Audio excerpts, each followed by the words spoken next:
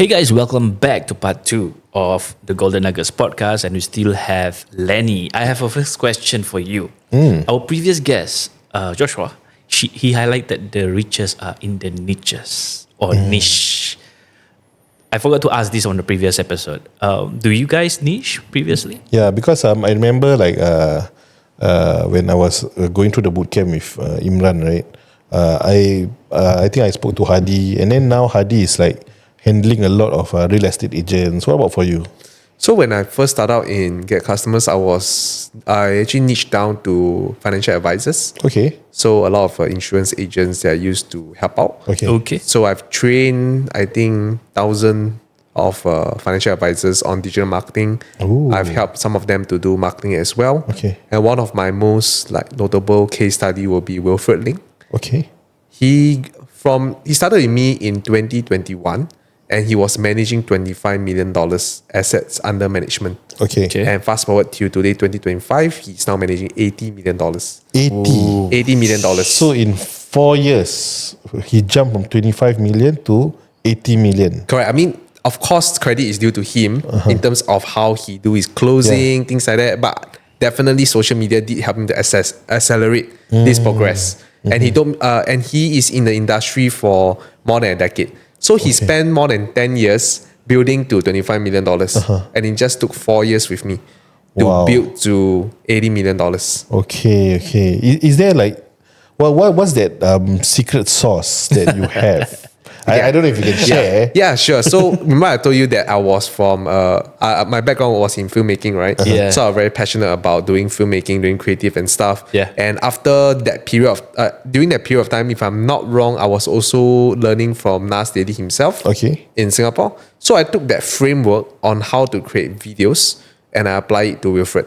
So he appeared on camera. So he was the only few financial advisors in Singapore that appeared on camera. Okay. And he was trustworthy. Yeah. Because he was willing to appear on camera, so I filmed him in a way that people can trust him. And then he actually has white hair, so people can trust him with their retirement funds. Okay. Yeah, so he looked experienced, you see. Yeah, and from there we just amplified him all the way. Yeah, we use videos, we put it up on Facebook, we put it on YouTube, and we just go all out on that. Okay. Interesting that you mentioned framework again, because just now when I was asking about unorthodox marketing, you were mentioning that was a different framework. So what's the difference in these two frameworks? I think when I first started unorthodox is really to make people stand out with creatives. Yeah, so that time I was still really defining on what I want to do. So that was still finding my direction in terms of what framework I can do. But now is become very clear is that we have, for example, our video creative. Right? I think the first stage is to find out what they are good at. Then we have our video creative framework, which is, if I will break it down, is to have a really good hook. To come out what is the problem that they are able to address for the consumer. So for example, in Wilfred's case is they are not able to manage their retirement funds or they are not sure how to grow their retirement funds. Then we have a solution, which is how Wilfred can address the solution for their clients and to come out with a very strong call to action and outro. Yeah, so this is just a very simple overview of what we have in terms of our framework. I see. Then I apply this for Wilfred. We create a lot of ad creatives. Then from there, we actually help him to scale using social media like Facebook, YouTube, Meta, Google, YouTube, all these different platforms. So with this, do you still also run ads or you just let it run organic? We run ads first. Yeah, our primary focus is still on ads. Yeah, not really on the organic side of things.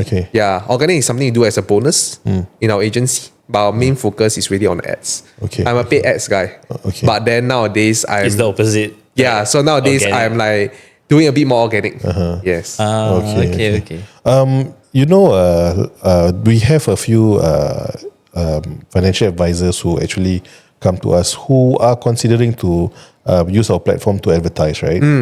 But they keep highlighting about the fact that they have a lot of MAS regulation, certain rate tips that they need to worry about, and then they will tell me things like once you have already done the editing, you need to give us first for us to give our compliance department to see whether it's being released. Do you face the same thing in your industry when financial advisors work with you? Yes. So the good thing is that Wilfred comes from IFA. So he's an independent firm. So he's able to put out content that's different from tied agency. That's number one, because different companies have different guidelines. Even though MAS has like a certain rule or guideline that you can put out, right? So that's number one. Number two is that I actually have a strategy, right, where FAs don't have to show their face and they don't need to go through compliance. If the FA want to find out more, they can come talk to me. So this is a strategy that I use, but I can't share on the podcast on how they can do it, because it's like they have to come to me there and let them know how they can do it, right? If you put it on record, then later the next thing is MAS will tell you this one also cannot. Correct. That's why I never say it. Correct. But for Wilfred, it was quite clear cut. Everything he do compliant. So he put out content that he can share. He do webinars. He do workshop, and it works for him. So he can put out there on camera. So can you imagine, it's like in this online world, right, where a lot of FAs cannot show his face or her face, then Wilfred comes out as an expert who can show the face and share with the audience his portfolio and what he can do. So that's the thing. Like another feedback that we've gotten is, because they are at the TOT level, so company will tend to like hear or listen to them more as compared to me as a newbie. Is this a common thing within the space, within the industry? I think it happens everywhere, not just in the FA company or things like that. I think when I think this famous speech by LKY is that we dealt with a pack of cards in life. We got to deal with it. So for this FA, is that they are in this situation. Are they going to be a victim about it, or are they going to take control of the situation? That's true. Correct, right? If they continue to blame, I'm in this company, I cannot do well, then you forever won't do well. Because you are victim blaming. You are always saying that you are a victim. But if they choose to look from a perspective and take control, how can I convince my director, instead of saying that I'm in this company, so I cannot? That's what I will tell them. So I'm very direct and very straightforward and honest to them. Okay, I will cut this part. I will share with our prospect. Sure, please go ahead. Okay. So you've helped over 1,000 agents to also do their own digital marketing. How different is it, do you think, like in terms of them learning and them engaging you? I think when they engage us, they have to be at a certain level in terms of being open-minded and also not to play victim, like I mentioned to you all, right? Which is when they come in, it's like, you do everything for me. I don't want to touch a single thing. I don't think that's the correct mindset to have. When they actually come and look for me, I think it's like a 50-50 kind of thing. It's a two-way traffic. That means I help you. You also got to help yourself. Correct. For example, if I give you an SMS script, then you got to follow SMS script to message a prospect. If there's a lead that come in within like the first 1 minute if possible, you call the lead and you message and you call the lead to set an appointment. If they can follow these things, I think that's great. But if they just come in here and say, hey, Lenney didn't do for me, how many leads, how much, I pay you, whatever, money is not an issue, then to me that is not the customer I'm looking at. Yeah, correct. I think it should be a mutual thing. Whereas agents, when they learn themselves, if they are more tight on budget, they want to start out something small, then they can learn on themselves, they can do it. No issue on that. I have agents or friends who do that. They never engage me, they just learn on how to do it, and they just run like $3,000-4,000 air budget on them for themselves every month. I respect that. Wow. Okay, nice.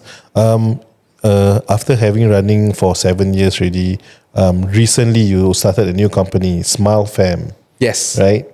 Share a bit more about that. Like, why do you decide, like after 7 years of running a successful business, helping businesses scale their business, now you want to start your own one? Why? I think at Get Customers, a lot of the operations, I have to be involved in it. So I have to be there because agency is primarily a relationship business. True. So I have to be there to interact with my clients, to make sure that they're doing okay, or at times even they are doing okay, they want to see my face. So they don't want to see my account manager. They're just like, where's Lenney? I want to see Lenney. I want to talk to Lenney. Can you please get Lenney to come and talk to me? That kind of thing. Whereas for Smile Fam, I made it a point is that can I operate this business without my physical presence. So I was actually traveling with my business partner in Nepal. So we were actually sleeping at the bedside, right? Separate bed. Okay. Not the same one. Not same one. Separate one in the same room. Two guys. Then after that, we were chatting, right? And I told him, is that wouldn't it be great if our business can still run when we are here, traveling? Then that is where we kickstart this idea. And we didn't know what vehicle was that, whether it's e-commerce or whatsoever. So we came back to Singapore, we kind of explore. And then I kind of like realized e-commerce could be that platform. And one day when I was at my dentist, I was doing the scaling and polishing, right? Yeah. My dentist told me, are you using electric toothbrush? I said, no, I'm not using it. I'm just using a manual toothbrush. She said that if you use an electric toothbrush, it is more effective in cleaning your teeth and you can actually reduce the plaque. That was when I had an aha moment. It's like, oh wow, I can actually do this product, because being an entrepreneur, I was like here to solve problems, right? So this is one of them. But when you say electric toothbrush, it means like those you switch on and it will turn by itself. Yes, correct. So why is that more effective? So because when you use the manual one, you are using your hand to like brush, and it cannot cover the full area. Yeah, and it's only like horizontal. So it can be also be very abrasive in terms of how you brush. Yeah, so that's not good. And one more thing is that a lot of features like in the electric toothbrush that I've developed, 2-minute timer. So that's a very simple example. When we brush ourselves, we cannot time our stopwatch. Okay, brush 2 minutes, press. Then it's going to be very weird for you to brush and look at a timer. Whereas let's say for our electric toothbrush, there's an inbuilt 2-minute timer. So after 2 minutes, auto off. Then you know that you actually brush for 2 minutes, and that's recommended by dentists. Wow, I just know about this 2 minutes. Yeah, it's recommended by dentists worldwide. I've heard about these 2 minutes, but like you said, nobody will actually time 2 minutes. Nobody will time. So after I start to brush 2 minutes, right, I realized my teeth is like significantly whiter than before. Really? So you look at my photos like few years ago and now. Compare. Now is like way cleaner. Yeah, correct. I smile here. See? White. Yeah, correct. So that is the if you use the right toothbrush, it can actually give you a whiter, brighter teeth. A very, very simple trick that you can use. Yeah. And then like nowadays there's this UV light thing. LED. LED light. Does it help? Okay, so maybe I explain a bit about the toothbrush first. Maybe before I go inside the whitening kit. Yeah. So how I came about this is because I went to a dentist, right? So we decided to come out. Well, we decided to come out with this product of the toothbrush. Actually come with a travel kit and also a wireless portable charger. So why we have this idea is because we want to make it easy for people to carry around. I give you one more example. Is that I travel a lot. I've been to different countries this year. When I travel, I realize something is that a lot of times, where do we put our toothbrush? Inside a Ziploc bag. Yes. Or we use the hotel toothbrush. But the thing is that all these toothbrush that we bring around, first is not clean. Second is use hotel toothbrush may not be good. Or third worst, they don't even provide toothbrush. Then you headache. So I have the travel kit where you can just put in the toothbrush, then you can just bring everywhere you go. Yeah. It's electronic as well. No, for the travel kit, it's made of leather. Nice. So it's very slick. So when like females carry it, they love it. Yeah. So in some sense, like some status lah. It's like even if you travel overseas, you also have this like leather pouch that you Cool can travel style. with. Yeah. So it's a cool style kind of thing. Yeah. So that's one. The second product that we came out with is whitening kit. So like what you mentioned, the LED whitening kit. Why we came out with that is because of market demand. A lot of people were actually asking for whitening. So in Singapore, there isn't a lot of whitening kit available. So we decided to come out with one. But I realized something wrong with the market. A lot of them, when they sell the whitening kit, right? I wouldn't name brands. They actually don't do what I call chemical tests. They just sell it out there. So that's dangerous. And number two is they use this chemical called hydrogen peroxide, which is harmful to your teeth, things Gums, like this. is it? To your body, Gums, all this, because like a bleaching agent. Correct. Very, very harmful. Correct. So we actually use our customized formula which gentle on your teeth and gums. That's the difference that we have in our whitening kit, and that's why it's selling like crazy. And that's why we are top in the market. But first of all, right, like when you guys came back from your holiday, decide that e-com. First of all, why dental? And secondly, like how do you actually manufacture, or is it something like you saw somewhere overseas and then they want to white label the product or something like that? Yeah, so I actually I have two. I only do things that I'm passionate about, right? So I look at the niche that I'm passionate about. First is because the dentist told me about this. Yeah. Then I got passionate about it. I was like, well, I want to do this, right? Yeah. Second thing that I'm passionate about, and maybe in the future I'll do something related, is sleep. Okay. So I'm always very passionate about sleep. So even when I'm sleeping in my room, I put blackout curtains, mouth tape, nose tape to sleep better, because I always want to optimize my sleep. But then just so it happens that I discover the Dental first. Okay. Yeah, correct. So we work with our supplier in China to actually come up with the product. Yeah, so we are very close to them. We have visited them before, so they handle the production side of things. Okay. Yes. So that means like you will R&D by yourself and then you will let them... We R&D with them. Okay. Yes, correct. So I wouldn't say it's like a pure copy paste. Yeah. No, it's not. It is something that we work hand in hand with the factory. Nice. Yeah, so we R&D together to actually come out with a product. It's not something like I have this product, I slap the brand. Slap the brand that I sell. No. Yeah. Actually, if you find in the market, right, there isn't any product like us, like ours. Yeah, that can last more than 21 days. Okay. There's a cool travel pouch. There's like a wireless charging case, wireless charging kit, things like this. When you say last more than 21 days, it means like the battery of the... Battery. So I can bring my electric toothbrush to my Europe trip. I don't even need to charge one time. I can use all the way. Within 3 weeks lah. Okay. More than 3 weeks. More than 3 Not weeks. within 3 weeks. More than 3 weeks. So we actually have a guarantee to our customers. Is that you can use more than 3 weeks. Otherwise, you come back to me. If they brush a lot? If they brush a lot, I mean, of course, you got to... With the reading guidelines, you should 2 times a day. 2 times a day. Yeah, as recommended by dentists. If you brush 6 times a day, I also don't recommend. I will say that please come to me for refund. I refund you if you brush more than 6 times a day. There are quite a number of people I know that are like that. You know, like they will eat 3 to 4 meals a day and then nighttime and daytime and nighttime also they will brush. I think that's okay. I mean, if that is within the dentist recommended guideline in general, I think that's fine. Like, for example, to brush after your food intake, I think that's okay. Yeah, and I still can say that our still can last 3 weeks. It still can last. Okay, yeah, nice. as long. Yeah, correct. Okay. And share with us that journey, like from barely starting 9 months ago and getting your first $1 million revenue. Yeah, so when I first started, I was very concerned is about the product market fit, right? As a marketer, is like whether this product can do well in the market or not. Yeah. So I still remember I had no experience doing e-commerce. I don't even know how to do the logistics, like shipping, things like this. But thankfully, my partner does a bit of e-commerce, so he understands how to do e-commerce side of things. When we got at first we packed the package for influencers. Okay. So we ship out this for influencer. Then we act lah. Like, UGC, UGC, we act lah. Then we print the postage like, wow, got order coming in. But it's actually for influencers. Influencer or warm market. That was like, cannot. Because to me, the biggest proof of concept is when the cold market actually buy from you. Yes. Yeah, and I remember the first time when I got my sale, right? I was so happy, you know. It's like the first time I got my high ticket closing for my agency.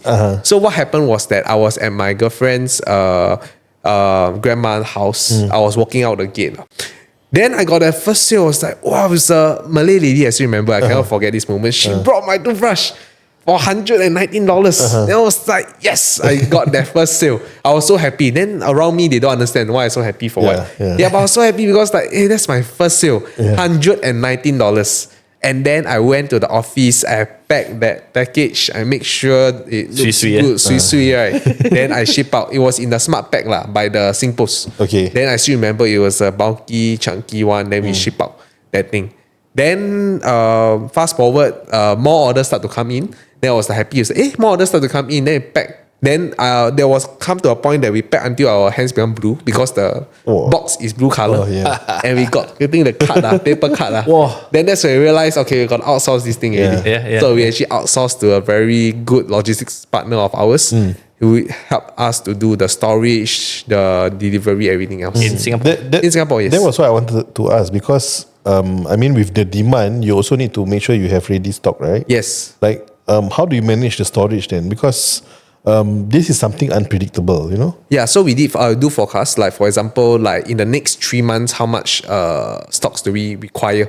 So even till then, I still do that. So I will think like, for example, which period the supplier go on holiday. So let's say my supplier is in China, right? So during Chinese New Year, they are totally gone. You want to give them money, they also don't want. I tried before. I say, please, I need my stock. I fully sold out. They say, sorry. Even we pay triple, the workers don't want to come back to the factory. Because Chinese New Year, that's the only time they can rest in the entire year. Yeah, of course. Yeah, and that's why they will take 1 month, right? they will take more than 1 month. Wow. Okay. So more than 1 month, and you cannot pay them how much price you pay them. They also don't want. So now it's a lesson that I learned. But surprisingly, when I switched to pre-order, I got the highest sales back then. So that month we hit about 100,000 in sales when we switched to pre-order. But when it comes to delivery, it's a bit of nightmare because slow lah. One shot, like for example, when the stock arrives in Singapore, we have to deliver to like over 300 to 400 different addresses in less than few days. So I have to call my logistics partner, explain to him, he have to prepare like different vans, everything. So you can imagine those few days, the whole Singapore is filled with like our van delivering stocks to the different locations. But it's quite cool lah. Then today I also think like every day somebody is using my product. Wow, sure. The feeling is good. It's good because like every day somebody wakes up, use my product. And before they sleep, they also use my product. So I've added some value to the society. Oh, that's great. Because I've helped them to solve a problem. So that is fulfilling to me as well. You make me want to like right now order. Nice order lah. After this order. No, I foresee for you guys. But anyway, we have already understand the idea behind it. But what was the main inspiration why you want to start this business? I like I mentioned, it's really because the whole philosophy, even for Get customers, is the idea of freedom, right? We want to be able to work anywhere, anytime. That is the philosophy behind my company. So starting Smile Fam is also something similar. How can I add value to my customers while being able to work remote and very lean? That's why we don't have any full-time employees in Singapore, right? So we want to work really lean, just me and my business partner alone. Then how can we operate this? Right. And talking about being lean, right?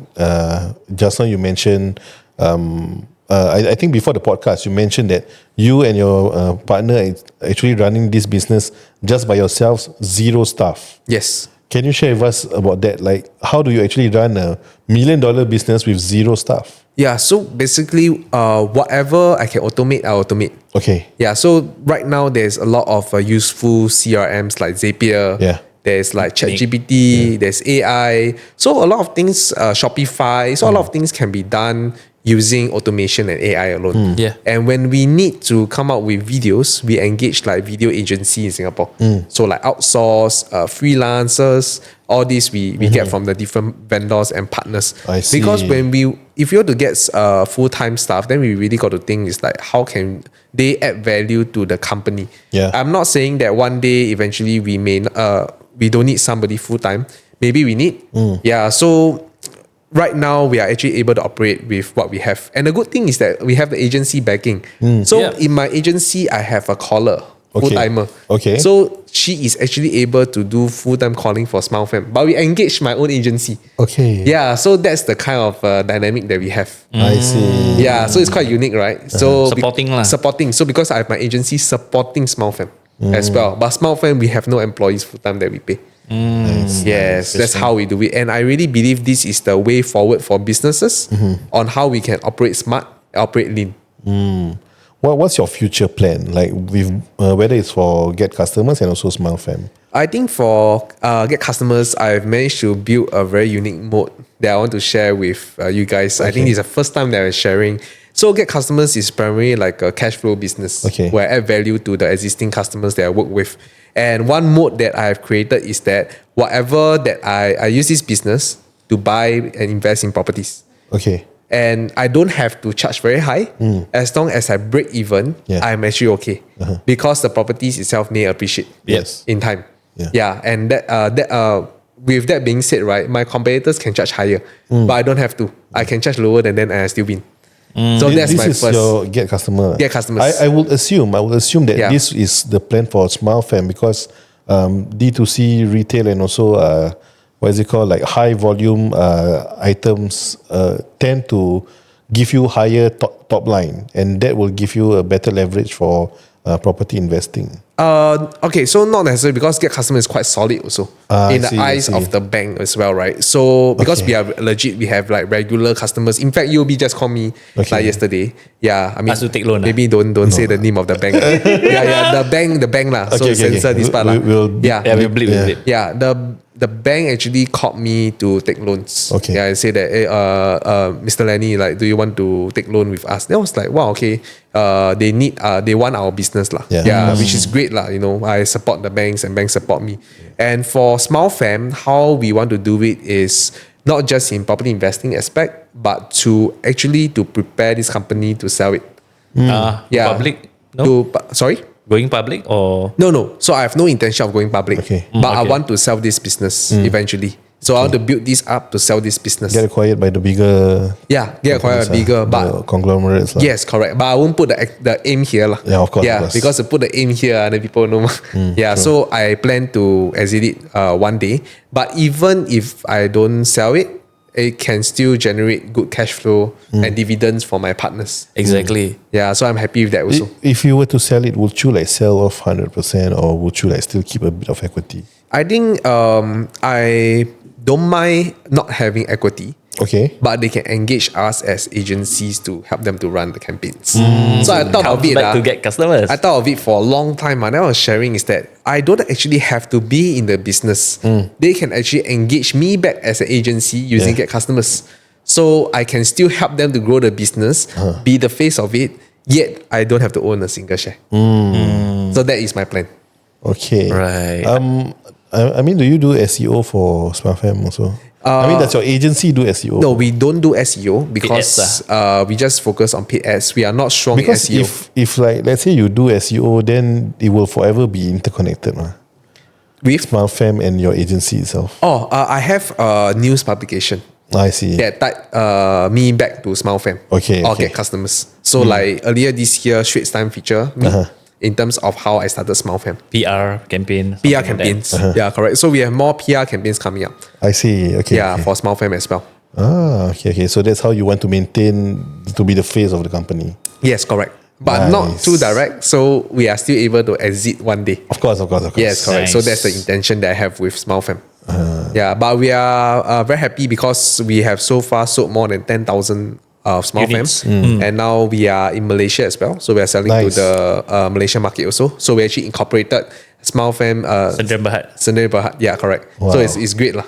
Yeah. So the current market is in Singapore. Current headquarters market in Singapore, but we have warehouse in Malaysia as well. Okay. So we are actually able to do logistics, distribute to buyers in Malaysia. It makes sense since you guys are there, easier. Yeah. Correct. So I always wanted to explore the ASEAN market. I always feel that we actually have a very big market, the ASEAN market, but it's very under-tapped and underutilized, which I feel is a waste. Why I say that is because, right, when I travel to Europe, there is this thing called the EU, right? Yes. So they have like many different countries coming together to like you can travel without the borders, things like that. So I thought that concept is great. So we can't do borderless travel here because it's too different, our culture and things like that. But I feel that if we can have a brand, now we can come up with a brand and can sell the products to the consumers within ASEAN, I think that's great. Of course. Yeah, I think it's a huge market. I mean, I think they were saying the ASEAN's population is actually more than the EU's population, something like that. Correct. Yeah. So I feel that we have like Indonesia, we have like so many different countries inside. It's a huge opportunity. But I'm curious, like in terms of expanding to Malaysia, Indonesia, and all this, right?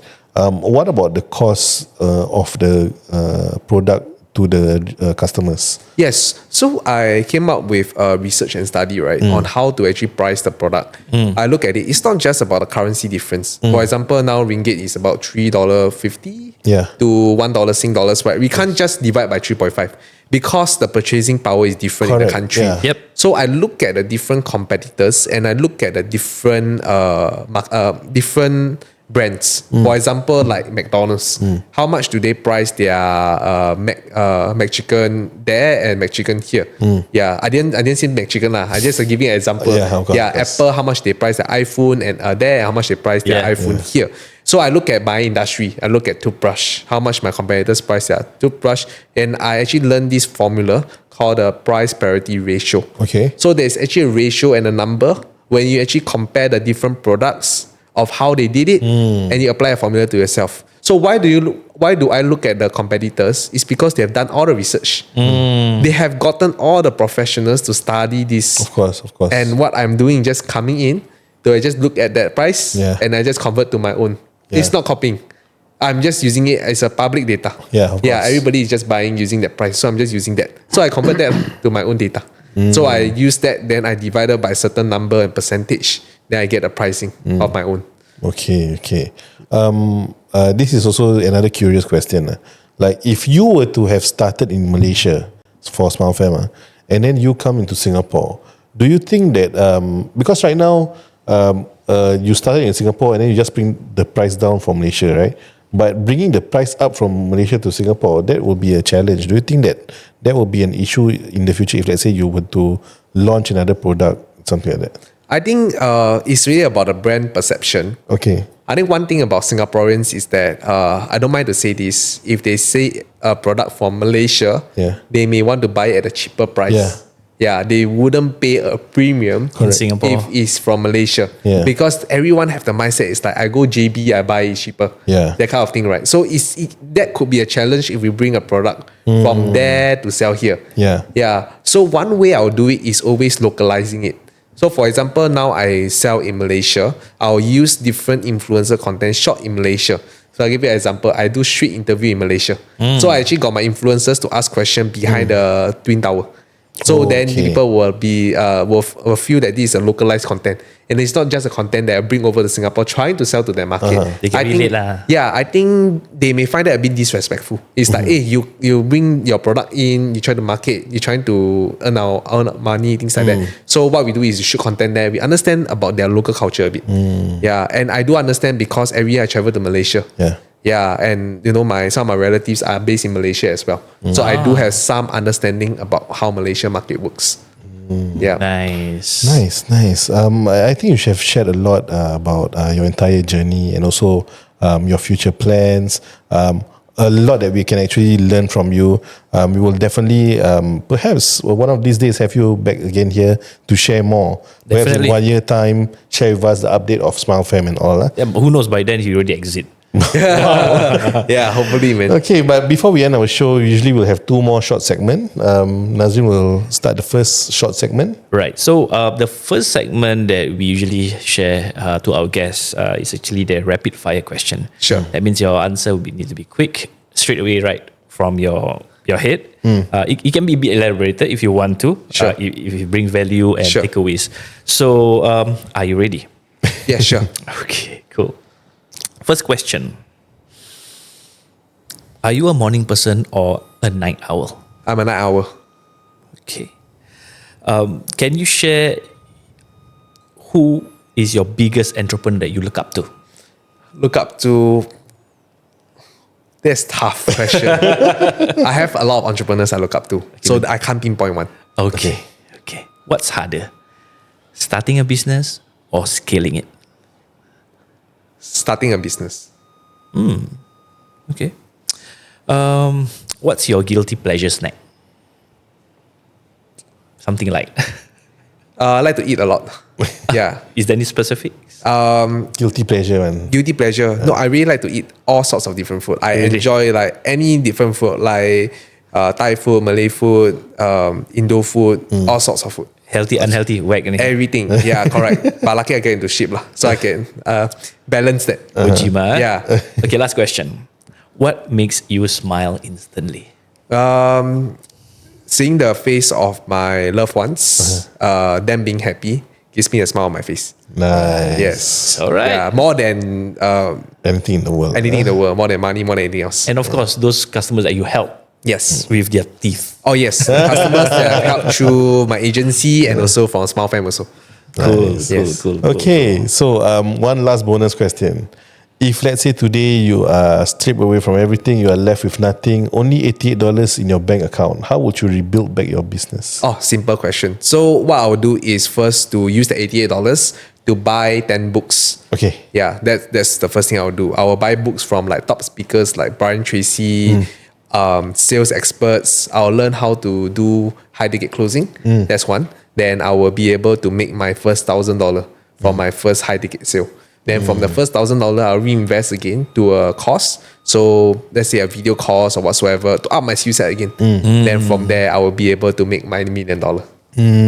Or compound your skill set. Compound to my grow. skill set. Yeah, the biggest ROI, in my opinion, after exploring through different vehicles like crypto, stocks, property, actually it's not just in all those vehicles. Actually, it's in ourselves. Yes. Yeah, because if we are able to learn the different skill sets, then we are able to get the biggest growth. True. Nice. Okay, I think that's about it for this episode. Thank you so much for gracing our show today. Where can people find you? They can find me on Facebook, or can just Google me. So Lenney Leong. So they are able to find my profile and things like that. Just drop me a message from there. Facebook, yeah? LinkedIn? Yeah. LinkedIn also okay. Facebook, LinkedIn, Instagram, I'm always available. Cool. All right. Thank you so much, guys. Thank you so much for tuning in for today's episode. I hope you learned a lot and nuggets and takeaways from Lenney, and I hope you can apply it to your business or even start it one, or if you want to scale it, FA especially, you can look for him. So with that, we thank you again. We'll see you on the next one. Bye-bye.